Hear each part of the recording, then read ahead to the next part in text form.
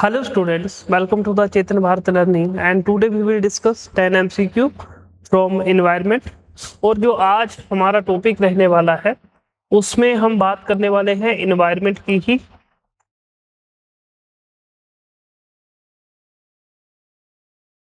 तो आज हम environment में बायोडाइवर्सिटी की बात करने वाले हैं और उसके साथ एक्वाटिक इकोसिस्टम की बात करने वाले हैं।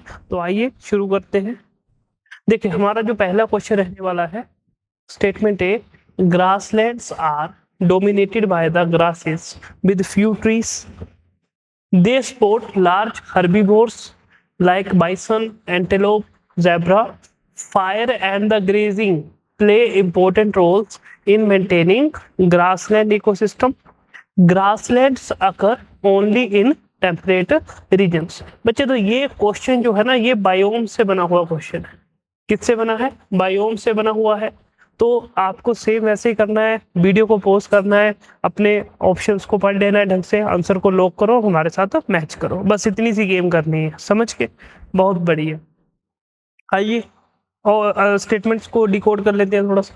देखो, grasslands are dominated by the grasses with few trees, तो बात बिल्कुल सही है। Okay, they support large herbivores like bison, antelope and the zebra, तो बात ये भी सही है। Fire and grazing play important roles in maintaining grasslands ecosystem, तो आपको पता है अगर ग्रासेस होगी तो बिल्कुल सही बात है कि वहां पर फायर जो होगी वो भी आएगी, और ग्रेजिंग तो होती ही है ना, तो वो तो आपको पता ही है। तो हमारा जो स्टेटमेंट थर्ड है वो भी सही है। और grasslands occur only in temperate region. अब मुझे सिंपल सी बात बताइए कि ग्रासलैंड की वो बात करना चाहता है, ये कर रहा है, तो क्या कर रहा होगा? देखिए, ये मैंने सेम टॉपिक जो है जो थर्सडे को करंट अफेयर्स हुए हैं वहां पर हमने कवर कर रखा है। अब थोड़ा सा मैं आपको बता देता हूं कि अगर ग्रासलैंड की बात हो रही है तो बात हो रही है जो स्टेपीज टाइप ऑफ क्लाइमेट की। सबसे पहली बात, स्टेपीज टाइप ऑफ क्लाइमेट। अब पहली स्टेटमेंट जो है जिसमें उन्होंने बोला है कि ग्रासलैंड में आपको थोड़े से ट्रीज देखने को मिलेंगे प्लस साथ में ग्रासेस देखने को मिलती हैं, तो बात बिल्कुल सही है। अब ग्रासेस कौन सी होती हैं? यहाँ पर अल्फा ग्रास देखने को मिलती है। अगर मैं बात करूंगा ये ओनली इन टेम्परेट रीजन में होता है, तो ये बात सही नहीं है। ग्रासलैंड आपको टेम्परेट में भी देखने को मिलते हैं, ट्रॉपिकल में भी देखने को मिलते हैं, और जो ट्रॉपिकल में देखने को मिलते हैं बच्चे उनको बोलते हैं सवाना ग्रासलैंड, है ना, उनको बोलते हैं सवाना। ये हट जाता हूँ पीछे, सवाना ग्रासलैंड कहते हैं। तो ये हो गए जो ट्रॉपिकल में है सवाना टाइप ऑफ ग्रासलैंड, और जो टेम्परेट में है उनको बोलते हैं स्टेपीज टाइप ऑफ ग्रासलैंड। अब स्टेपीज इनको एशिया में कहा जाता है। अगर मैं नॉर्थ अमेरिका में बात करूंगा तो वहां इनको जो है प्रेरीज के नाम से जाना जाता है। अगर मैं बात करूंगा अफ्रीका में तो बेल्ट हो गया, बेल्ट्स के नाम से जाना जाता है। साउथ अमेरिका में इनको पैम्पास के नाम से जाना जाता है ना, पैम्पास के नाम से। तो ये थोड़ी सी बातें हैं जो आपको पता होनी चाहिए। तो हमारी फोर्थ स्टेटमेंट गलत हो जाती है, पहली सही है, दूसरी सही है, तीसरी सही है, तो 3 only is are right answer. तो ये आपका बिल्कुल राइट स्टेटमेंट है। आइए बढ़ते हैं हमारी नेक्स्ट क्वेश्चन की ओर। तो नेक्स्ट देखो, पहला क्वेश्चन हमने बायोम से देखा। तो इकोलॉजी और इकोसिस्टम में अगर बायोम्स की बात हो रही है तो डिफरेंट टाइप ऑफ बायोम्स होते हैं, उसमें से हमने ग्रासलैंड बायोम से आपको क्वेश्चन दिया। अब दूसरा क्वेश्चन है, कंसीडर द फॉलोइंग स्टेटमेंट। अब ये बात कर रहा है इकोसिस्टम, यानी ये बात किसकी हो रही है? एक्वाटिक बायोम बोल रहे हो, है ना, एक्वाटिक बायोम। तो यहां से सवाल आया गया है, देखते हैं। Fresh water ecosystem include rivers, lakes, ponds and the wetlands. दूसरी स्टेटमेंट है, marine ecosystem cover 70% of the earth surface. Third है, estuaries are areas where fresh water and the marine ecosystem mix. Mangroves are exclusively fresh water ecosystem. तो ये आपके सामने 4 statement है, आपको correct statement के बारे में बताना है। आइए, आपके सामने ऑप्शंस है वो आपको पता है। आइए देखते हैं कौन कौन सा इसमें करेक्ट ऑप्शन हो सकता है। ओके, तो फ्रेश वाटर इकोसिस्टम आपको पता है रिवर्स जो है कहाँ से हो रही है, या तो रेन से बन रही है या फिर वो मेल्टेड वाटर से हो रही है, तो फ्रेश वाटर है, बिल्कुल सही बात है। लेक्स सेम, पोंड वो आपको पता है सेम होता है, एंड वेटलैंड्स की अगर मैं बात कहूंगा तो वो लैंड एंड वाटर की बात होती है, तो they also included as a fresh water ecosystem. सही है, तो फर्स्ट स्टेटमेंट हमारी बिल्कुल सही है। बच्चे मेराइन इकोसिस्टम जो है कवर कर रहे हैं कितना, 70% ऑफ द अर्थ सरफेस, तो बात ये भी सही है, तो इसको देख लेना, ये पता होना चाहिए। दूसरी स्टेटमेंट भी सही है।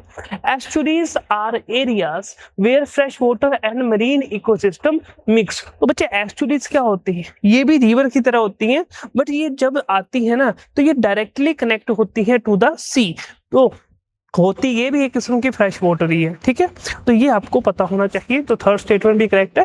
बट अगर मैं फोर्थ स्टेटमेंट की बात करूंगा, अगर आपने मैंग्रोव्स को पढ़ रखा होगा तो आपको पता होगा कि मैंग्रोव्स जो होते हैं वो फ्रेश वाटर इकोसिस्टम में नहीं आते हैं, यहाँ पर आपको सैलिनिटी देखनी पड़ती है।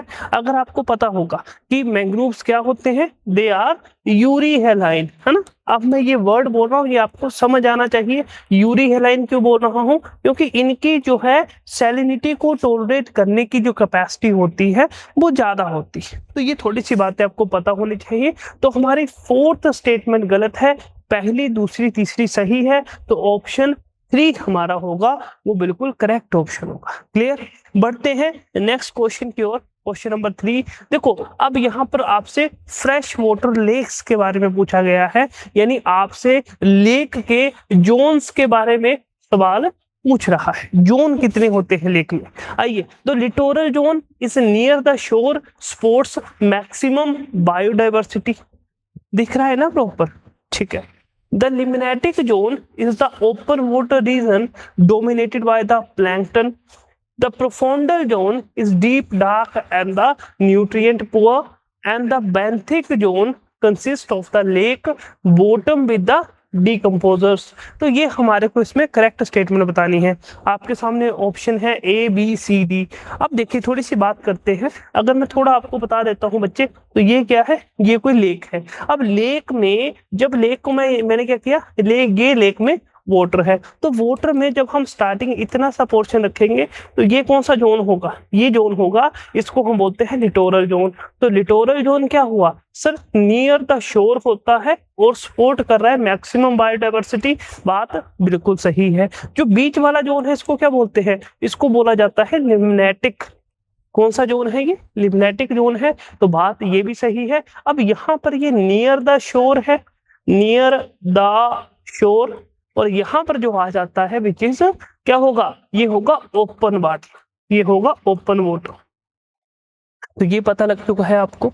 तो पहले लिटोरल का आपको समझ आ चुका है, फिर आपको लिम्नेटिक का समझ आ चुका है। बच्चे प्रोफंडल जोन जो होता है वो यहाँ जैसे होता है ना, प्रोफंडल जोन जो होता है वो बेंथिक जोन से बिल्कुल नीचे कौन सा जोन हुआ, अगर मैं बेंथिक जोन की बात कर रहा हूँ मैं तो बिल्कुल जो डीप सरफेस की लेक के बॉटम की बात कर रहा हूँ, वो बेंथिक होता है। और इससे जो ऊपर वाला जोन होता है वो कौन सा जोन होता है, प्रोफंडल जोन होता है। तो the profundal zone is deep, dark and nutrient poor. तो ये बातों को लिख लेना है बच्चे, एग्जाम में ये आएगा, ठीक।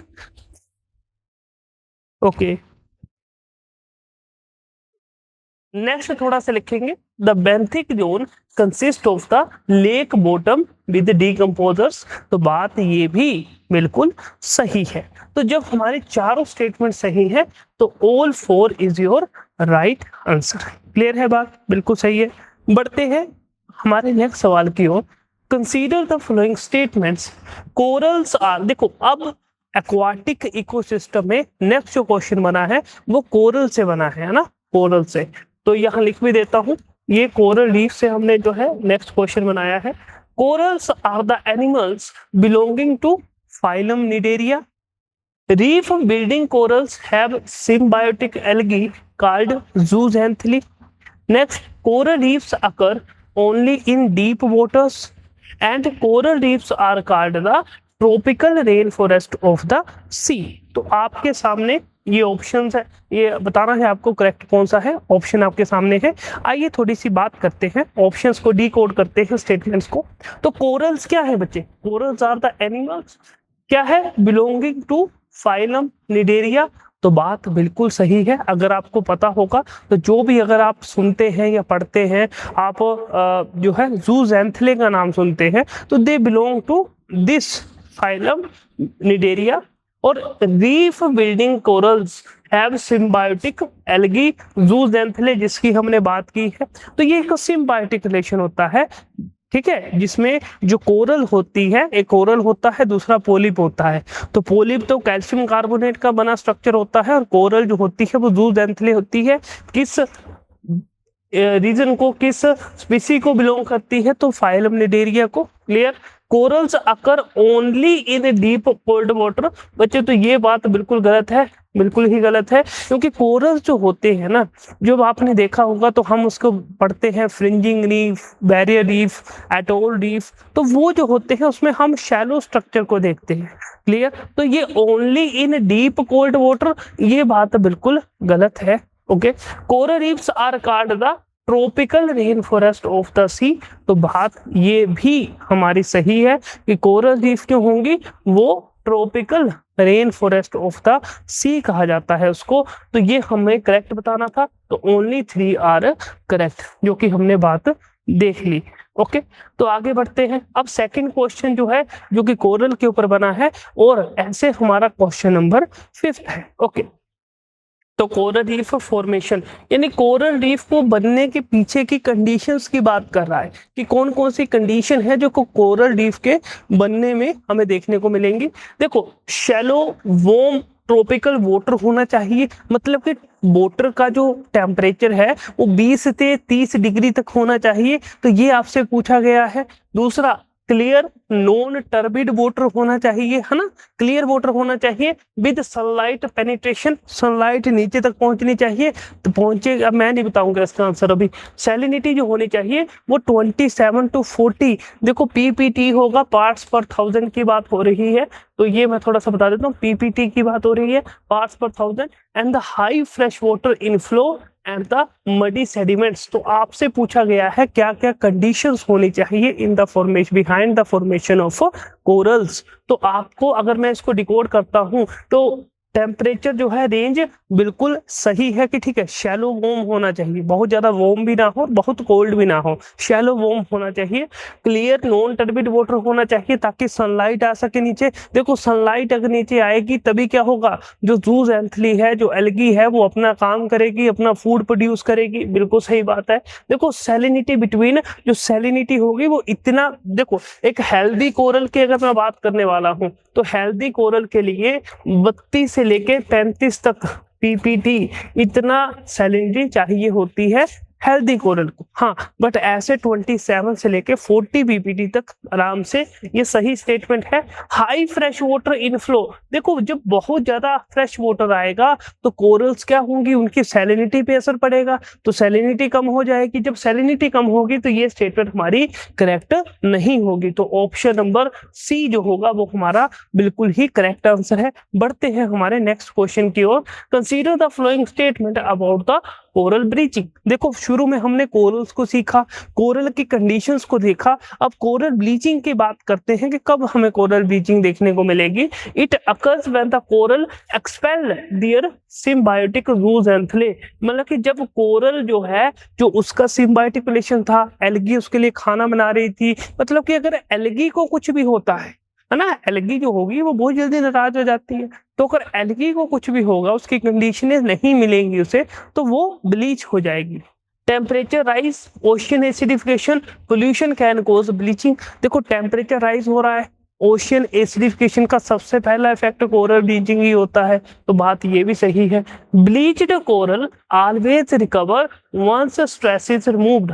बताइए क्या हो सकता है। Bleaching reduce coral productivity and biodiversity. देखो करेक्ट अपने को बताना है, हमारे पास ऑप्शन ऑलरेडी अवेलेबल है, तो अपने को आंसर बताना है। पहली हमने बताया सही है, दूसरी भी सही है, तीसरी पे थोड़ा सा सवाल देखते हैं। क्या बोल रहा है कि ब्लीच्ड कोरल वो हमेशा ही रिकवर कर जाते हैं जब एक बार उनका स्ट्रेस रिमूव हो चुका हो। मतलब बच्चे, अगर तुम्हें एक बार स्ट्रेस हो चुका है और मैंने एक बार रिमूव कर दिया तो तुम हमेशा ही रिकवर हो जाओगे। देखो ये तो तुम पे थोड़ा गलत हो गया है ना। तुम अपने आप को बोलोगे सर हमें बुरा बना दो आप। अरे नहीं, तुम्हें नहीं बोल रहा हूँ, बट सिंपल सी बात समझो, हमेशा तो नहीं होगा कि एक वो अगर स्ट्रेस रिमूव होगा तो वो रिकवरी हो जाएगी। शायद स्ट्रेस इतना ज्यादा हो चुका हो कि रिकवरी की पूरी उम्मीद ही, प्रोबेबिलिटी ही खत्म हो चुकी हो। क्लियर? तो मतलब कि तीसरी स्टेटमेंट तो गलत है। Bleaching reduces coral productivity and biodiversity, तो बात बिल्कुल ही सही है। तो कोरल क्या कर रहा है? रिड्यूस कर रहा है। कोरल जो है ब्लीचिंग रिड्यूस कर रहा है कोरल की प्रोडक्टिविटी को। तो हमारा जो ऑप्शन रहेगा तीसरा गलत है बट फोर्थ सही है, यानी सी इज द राइट आंसर, जिसमें कि हमारे जो है हमारी first, second and fourth statement बिल्कुल सही है। अब अगले क्वेश्चन की ओर बढ़ते हैं। आइए देखते हैं क्या है अगला क्वेश्चन।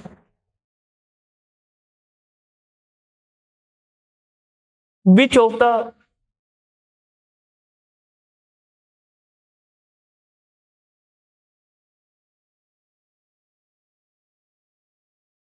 अब अगले क्वेश्चन की ओर बढ़ते हैं। आइए देखते हैं अगला क्वेश्चन क्या है।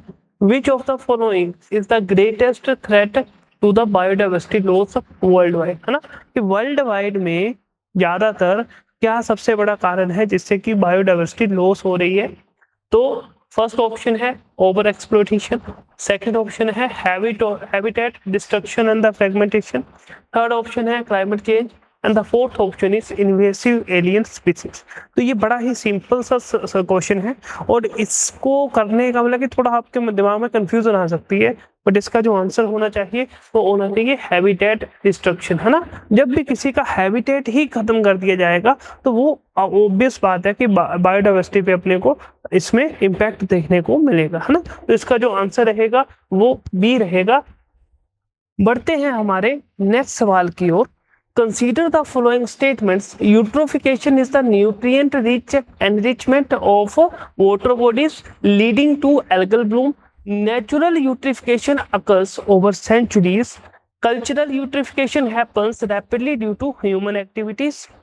Oxygen depletion is a common consequence of the eutrophication and the eutrophication always increase fish population. देखिए आपसे यूट्रोफिकेशन पे सवाल पूछा है। अब यूट्रोफिकेशन क्या होता है? देखो, जब आप किसी ओशियन बॉडी, किसी वाटर बॉडी में न्यूट्रिएंट उसका जो है उस बॉडी के अंदर न्यूट्रिएंट रिच कोई मटेरियल डाल रहे हो तो वहां पर जो है प्रोड्यूस होता है यूट्रोफिकेशन। अब मैं इससे ज्यादा नहीं बता पाऊंगा, आप करेक्ट बताइए। देखो, eutrophication is a nutrient enrichment of water bodies leading to algal bloom, यानी अगर वाटर में एनरिचमेंट ऑफ न्यूट्रिएंट ज्यादा हो रही है तो उससे प्रोड्यूस क्या हो रहा है? उससे एल्गल ब्लूम आ रहा है। Okay, nutrient eutrophication occurs over centuries.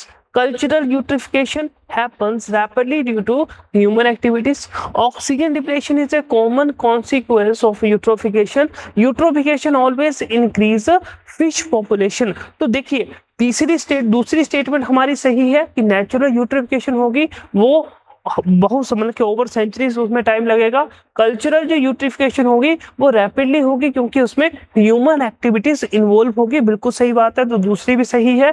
ये oxygen depletion is a common consequence of the eutrophication. बच्चे यूट्रिफिकेशन में क्या होगा? जब पानी के अंदर न्यूट्रिएंट का इनफ्लो काफी बढ़ जाएगा तो उसके अंदर हमारे बहुत सारे हमने क्या बोला? एल्गल ब्लूम प्रोड्यूस होगी। एल्गल ब्लूम क्या करेगी? जो बहुत सारी ऑक्सीजन होगी उसको जरूरत होगी उसकी, तो पानी के अंदर की जो डिसॉल्व्ड ऑक्सीजन होगी उसको ये कंज्यूम कर लेगी। तो इससे क्या होगा? वाटर के अंदर ऑक्सीजन की वैल्यू कम हो जाएगी। बच्चे, डिसॉल्व्ड ऑक्सीजन वो नीचे गिर जाएगी और जो बायोलॉजिकल ऑक्सीजन डिमांड होगी वो बढ़ जाएगी। तो जो भी स्पीसीज होंगी अंदर, उसके अंदर उसको जो ऑक्सीजन चाहिए वो नहीं मिल पाएगी। सारी ऑक्सीजन कौन ले जाएगा? ये एल्गल ब्लूम ले जाएगा। तो मैं हट जाता हूँ एक बार, मतलब ठीक है, समझ आ रहा है ना आपको? को। तो ये वाला पॉइंट बिल्कुल सही है। तो बात तीसरी भी सही है, यूट्रोफिकेशन ऑलवेज इंक्रीज पॉपुलेशन। अरे यार फिश पॉपुलेशन कैसे इंक्रीज करेगी यूट्रोफिकेशन? यूट्रोफिकेशन का काम क्या है?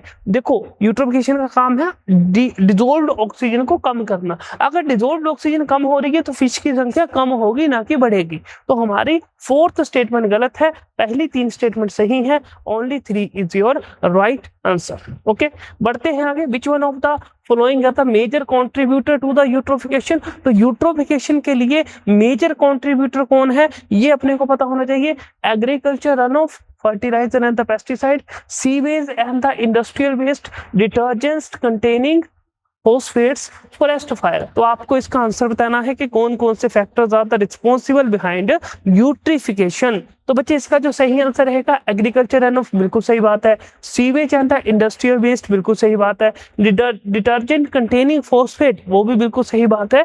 फॉरेस्ट फायर, ये बात तो सही नहीं है, फॉरेस्ट फायर से कुछ ज्यादा इम्पैक्ट नहीं पड़ने वाला यूट्रोफिकेशन के ऊपर। तो ये फोर्थ स्टेटमेंट गलत है, आंसर इज 1, 2 एंड 3। तो ये आपका करेक्ट ऑप्शन रहेगा। बढ़ते हैं लास्ट सवाल की ओर। Which of the following are in situ method of biodiversity conservation? और इसमें अपने को बताना है national parks, wildlife sanctuary, seed banks, biosphere reserve. अच्छा, ये जो क्वेश्चन बनाया गया है ये बायोडाइवर्सिटी से बनाया गया है कि बायोडाइवर्सिटी में जो हमारी स्पीसीज रिचनेस होती है, जेनेटिक डाइवर्सिटी होती है, स्पीसीज डाइवर्सिटी होती है और इकोलॉजिकल डाइवर्सिटी होती है। और उसके बाद जो है हम फर्दर अलग वे से पढ़ते हैं, जैसे alpha diversity, beta diversity, gamma diversity. Okay, but यहाँ पर हम बात कर रहे हैं इन सीटू और एक्स सीटू, है ना। तो अपने को इन सीटू बायोडाइवर्सिटी कंजर्वेशन बताना है। तो इसमें नेशनल पार्क होगा, वाइल्ड लाइफ सेंचुरी होगा,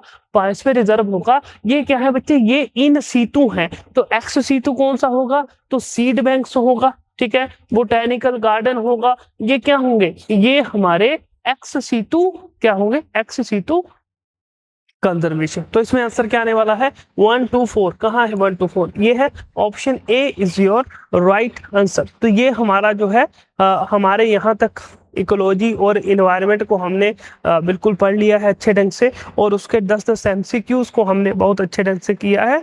तो इसके बाद हम अब पोल्यूशन हमारा जो है, देखो पिलर 1 में हमने सीखा, जहाँ पर हमने wetland, mangrove, national parks, wild life sanctuaries, tiger, IUCN, ये सारे प्रोजेक्ट को हमने सभी चीज़ों को सीखा।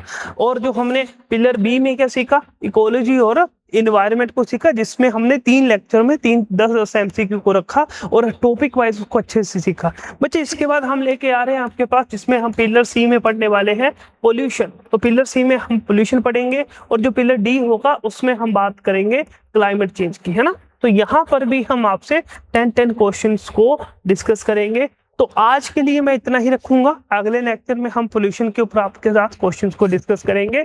Thank you.